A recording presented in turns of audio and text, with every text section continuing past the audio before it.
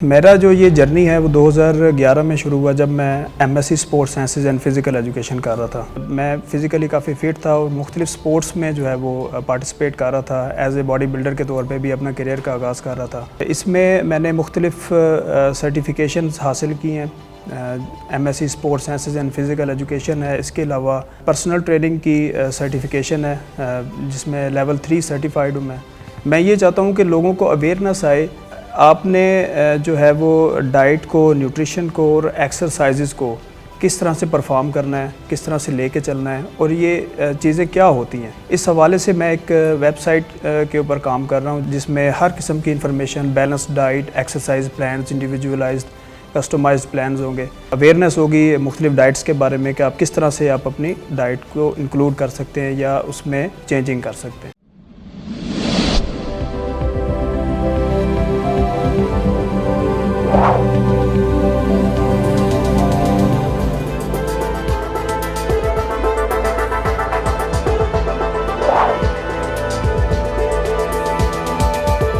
अस्सलाम वालेकुम नाजरीन, शेयरिंग ऑफ प्रोफेशनल विजडम के साथ मैं हूं अली रहमान खालिद।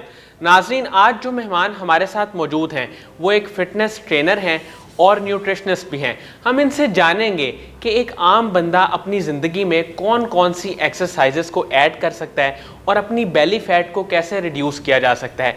पाक चैम्पियंस का जो मुकाबला होता है उसमें भी ये रनर अप रह चुके हैं। इसके अलावा बहुत सारा काम करें, टीचर हैं, ट्रेनर हैं, कोच हैं और फिटनेस के बारे में लोगों को अपनी वेबसाइट के ज़रिए भी अवेयरनेस देने का ख्याल रखते हैं और इस पर काम कर रहे हैं।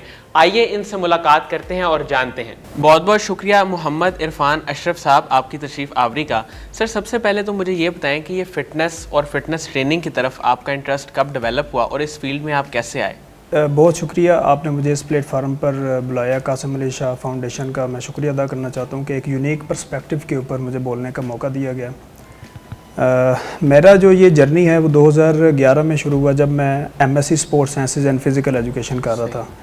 तो मेरा एक फ्रेंड था जिसने मुझे मैं फ़िज़िकली काफ़ी फ़िट था और मुख्तलिफ़ स्पोर्ट्स में जो है वो पार्टिसिपेट कर रहा था। एज़ ए बॉडी बिल्डर के तौर पे भी अपना करियर का आगाज़ कर रहा था।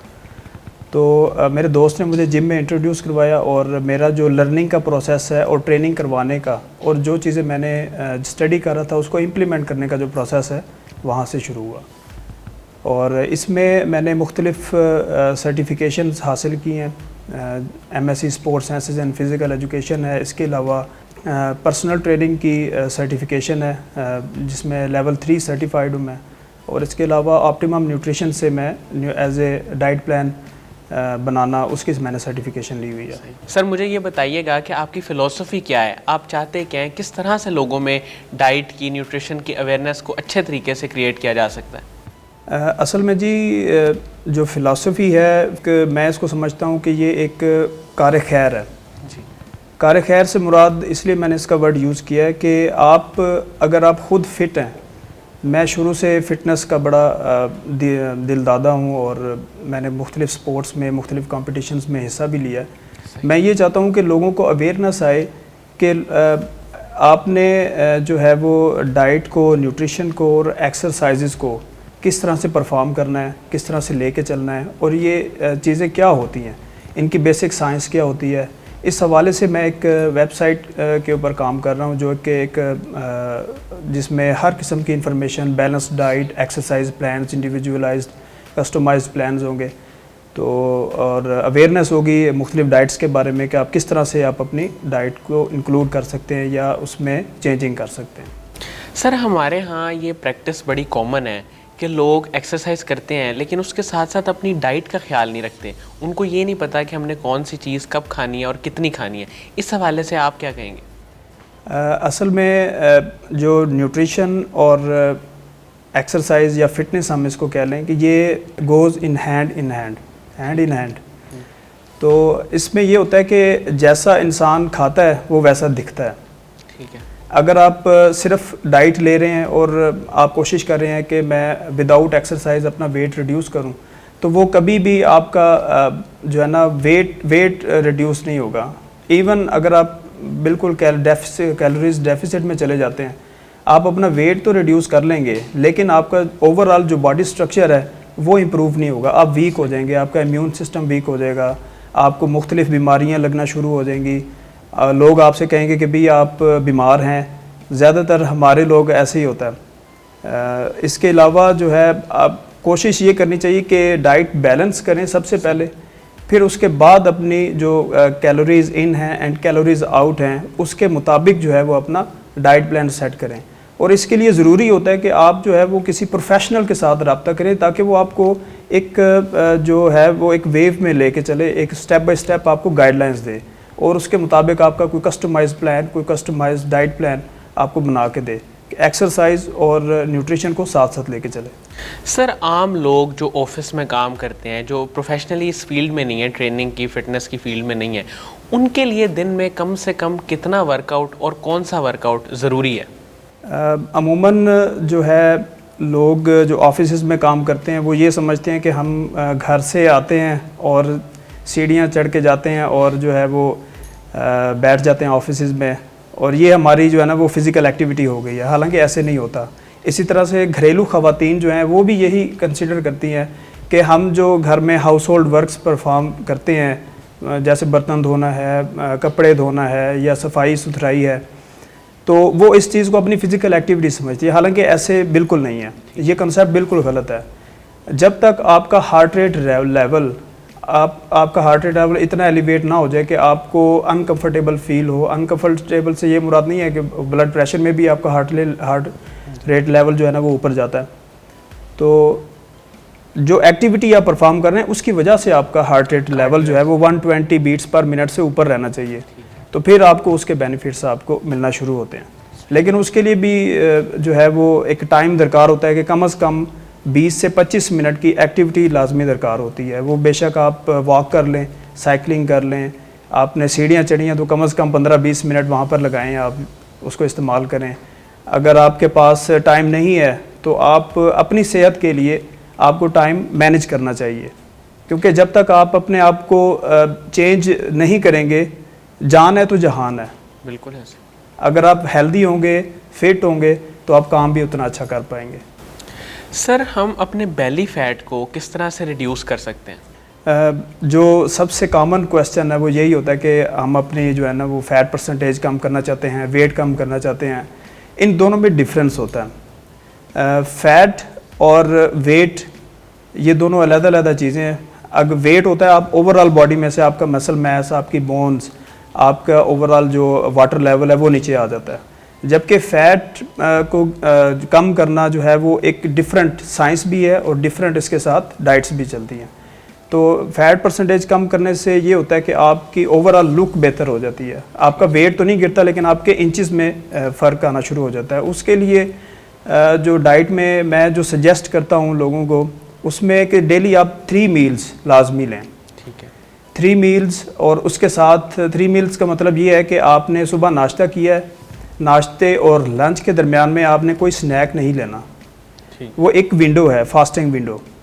अगर आप उस फास्टिंग विंडो को कम कर देंगे तो आपका जो फैट बर्निंग प्रोसेस है वो सही तरह से इन्वॉल्व नहीं होगा।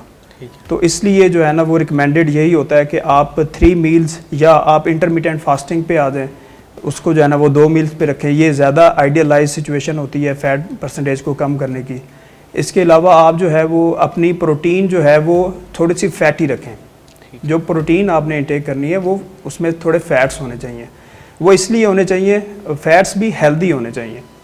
वो इसलिए क्योंकि जो फैट्स हैं वो आपको ज़्यादा देर तक फुल रखते हैं, आपको भूख नहीं लगेगी मील्स के दौरान, इसलिए आपको स्नैक्स की भी ज़रूरत नहीं पड़ेगी।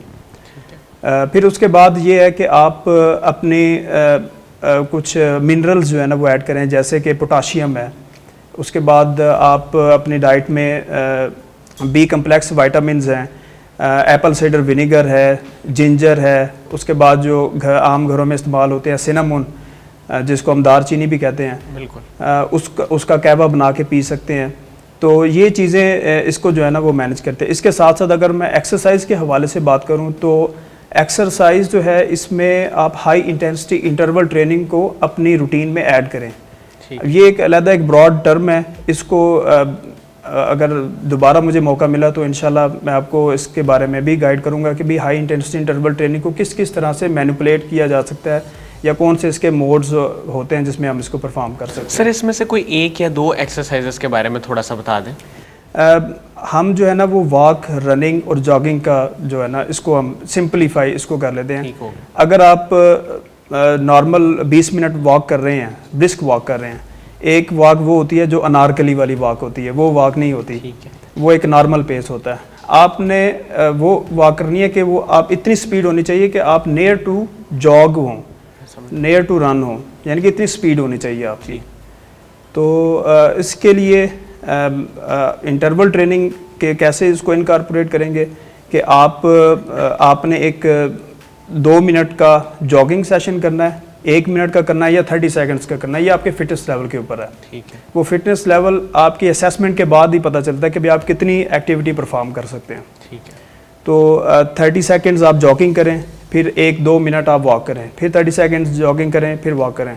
लेकिन ये एक्सरसाइज भी, ये एक्टिविटी करने से भी पहले आपको इसके लिए वार्म अप करना पड़ता है। सर मुझे ये बताइएगा, जो फिटनेस ट्रेनर होता है उसका क्या रोल होता है? फिटनेस ट्रेनर का रोल ये होता है कि आपके पास कोई मेंबर या क्लाइंट, कोई फीमेल क्लाइंट आती है, तो सबसे पहले उसको उसके साइकोलॉजिकल एवेलुएशन करके उसको रियलिस्टिक टारगेट्स, रियलिस्टिक गोल्स जो है ना वो बताना होता है। अमूमन जो लोग आते हैं मेरे पास जो ट्रेनिंग करने के लिए, ज़्यादातर लोग यही कहते हैं कि यार मैंने 2 महीने में ना मैंने 10 किलो कम करना है, मैंने 2 महीने में मेरी बॉडी ऐसे हो जाए, मेरे शोल्डर ब्रॉड हो जाए, मेरे जो है ना वो मसल मैस बढ़ जाए। तो ये रियलिस्टिक अप्रोच नहीं है। रियलिस्टिक अप्रोच ये है कि आप वर्ल्ड हेल्थ ऑर्गेनाइजेशन के मुताबिक और मुख्तलिफ ACSM है, American college of sports and medicine, उसके मुताबिक आपका जो हेल्दी वेट लॉस है वो minimum 2 pounds in a week है, यानी कि आप 1 महीने में ज़्यादा से ज़्यादा 4 किलो तक कम कर सकते हैं इन अ हेल्दी वे। लेकिन अगर आपने कुछ सर्टेन टारगेट सेट किया हुआ है तो आप इसको 5 से 6 किलो पे लेके जा सकते हैं, लेकिन ये थ्रू आउट द मंथ है, नॉट इन अ वीक।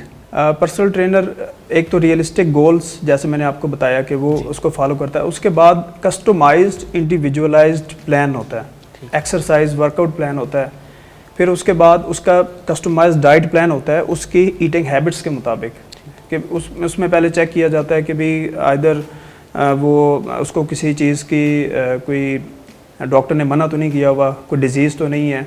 इससे भी पहले हम जो है ना हेल्थ हिस्ट्री क्वेश्चनियर फिलअप करवाते हैं। ठीक हो गया। तो उसके अंदर सारी होती हैं कि जिसमें कीवर्ड्स होती हैं, वो आपको दिखा भी दिया जाएगा कि भाई किस क्या क्या चीज़ें उसमें ऐड होती हैं। वो सारी उसको हेल्थ हिस्ट्री क्वेश्चनियर लेके उसके बाद सारे प्लान बनाए जाते हैं। फिर उसके बाद उसका फॉलो करवाना होता है कि मोटिवेट करता है आपको, उसके बाद छोटे छोटे स्टेप्स में लेके चलता है आपके फिटनेस लेवल को, आपके छोटे छोटे गोल्स को अचीव करवाता है। तो ये एक पूरा प्रोसेस होता है जिसे आपको एक फ़िटनेस ट्रेनर लेके जाता है। एंड पे फिर इवैल्यूएशन होती है, फॉलो अप होता है, फीडबैक होता है, और आपकी जो बीच में मोटिवेशन होती है उसको वो बरकरार रखता है। सर आप चूँकि न्यूट्रिशनिस्ट भी हैं, तो मेरा बस ये सवाल है आपसे कि हम अपनी डाइट में से कौन कौन सी ऐसी चीज़ें हैं जैसे जंक फूड है वो निकाल दें और कौन सी हेल्दी चीज़ें ऐड कर लें तो उससे हमें बहुत फ़ायदा हो सकता है? सबसे पहले इसमें हम ये देखते हैं कि पता होना चाहिए कि कार्बोहाइड्रेट्स गुड और बैड सोर्सेज कौन कौन से हैं। ठीक है। फिर उसके बाद वो इसके लिए ना एक ख़ुद आप होमवर्क कर लें, आप गूगल पे सर्च करें कि गुड कार्बोहाइड्रेट्स और बैड कार्बोहाइड्रेट कौन से हैं। अमूमन जो गुड कार्बोहाइड्रेट्स होते हैं वो कम्प्लेक्स कार्ब्स होते हैं जिसमें स्टार्च लो इन स्टार्च होते हैं और हाई इन फाइबर्स होते हैं। सही। और इसके अलावा जो प्रोटीन्स होते हैं, इसी तरह से गुड प्रोटीन सोर्सेज और बैड प्रोटीन सोर्सेज भी होते हैं। इसी तरह से फ़ैट्स हैं, तो इसमें भी फ़ैट्स में भी गुड एंड बैड फ़ैट्स होते हैं। ऑलिव ऑयल है, पीनट ऑयल है, उसके बाद अलसी का तेल, अमूमन जो है वो घरों में अलसी मौजूद होती है लेकिन अलसी का तेल नहीं होता, तो अमूमन अलसी जो है ना वो ज़्यादा बेहतर होती है इसके लिए। और इसके अलावा कोकोनट ऑयल है, तो आप मस्टर्ड ऑयल है, मस्टर्ड सरसों का तेल हम जिसको कहते हैं, फैट में आते ये सारे गुड फैट्स हैं। आप जो वेजिटेबल ऑयल यूज़ करते हैं उसको रिप्लेस करें गुड फैट्स के साथ, तो ऑटोमेटिकली आपके अंदर हेल्थ चेंजेस आना शुरू हो जाएंगे। सर आपके फ्यूचर गोल्स क्या हैं कि आप अपनी कोई वेबसाइट के ज़रिए कैंपेन लॉन्च करेंगे हेल्थ की अवेयरनेस से रिलेटेड, या कोई इदारा तश्कील देंगे, क्या प्लान है आपका? अभी मैं काम कर रहा हूँ अपनी एक वेबसाइट है ट्रेन विद इरफान। ठीक है। उसके ऊपर जो है वो मैं एक हब क्रिएट कर रहा हूँ जिसके ऊपर मैक्सिमम लोग आएँ और अपनी जो फिटनेस और न्यूट्रिशनल नीड्स हैं उसको पूरा कर सकें। तो आई होप कि इंशाल्लाह वो भी आपके साथ शेयर कर दी जाएगी in the meanwhile. Sir, Qasim Ali Shah साहब के वीडियो लेक्चर्स आपने सुने में, उनकी फाउंडेशन है, उनके काम के बारे में आप क्या कहेंगे? जी, कासिम अली शाह साहब हमारे मुर्शिद हैं, हमारे उस्ताद हैं। मैं सारा दिन हमारी वर्क रूटीन इस तरह की होती है कि सुबह से लेकर शाम तक, बल्कि रात तक हमारा सारा दिन काम में गुजरता है। तो एक वर्क स्ट्रेस जो है ना वो दिमाग में क्रिएट हो जाता है। तो जब मैं खुद, मेरी बॉडी स्ट्रेस में आती है तो मैं कासिम अली शाह साहब की मोटिवेशनल वीडियोस देखता हूँ, जिसकी वजह से मेरा अपना स्ट्रेस लेवल जो है ना वो कम हो जाता है। और मैं उनका बहुत पुराना फॉलोअर भी हूँ। बहुत बहुत शुक्रिया मोहम्मद इरफान अशरफ साहब आपकी तशरीफ़ आवरी का। नाज़रीन, मुझे उम्मीद है कि जो लोग न्यूट्रिशन और फिटनेस के बारे में जानना चाहते हैं उनके लिए इंटरव्यू इंतहाई मुफीद साबित होगा। अपना बहुत ही ख्याल रखें, अपनी सेहत का ख्याल रखें। बहुत बहुत शुक्रिया। अल्लाह हाफ़िज़।